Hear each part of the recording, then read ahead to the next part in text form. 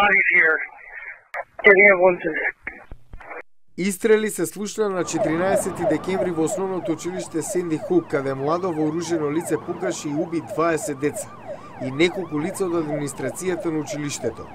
Целата нација беше во шок, жал и ужас. 20 little children murdered? Plus their teachers? Неколку дена подоцна, председателот Барак Обама објави повик за акција. We can't tolerate this anymore. Не можеме ова понатаму да го толерираме. Овие трагедии мора да прекинат. А за да ги прекинеме, мора да се промениме.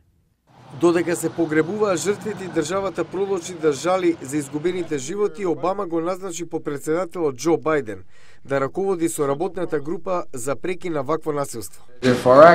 Ако нашата акција резултира со само еден спасен живот, вредело. Бајден се сретна со спектар на заинтересираните страни во дебатата за контролата на оружјето, вклучувајќи и поборници за оружје.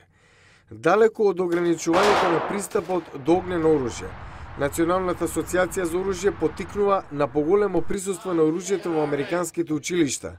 Вейн Лапјер е начело на асоциацијата.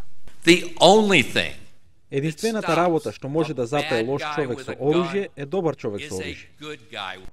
Други имаат различно мислење. Ова е поборник за контрола на оружјето Ден Грос. Членовите на асоциацијата знаат дека има друго решение на проблемот, освен да се погази уставот во правото за носење оружје. Можните препораки од попредседателот Бајден вклучуваат забрана на автоматско оружје, како и шаржери со муниција со голем капацитет и подобрување на услугите за менталното здравје во САД.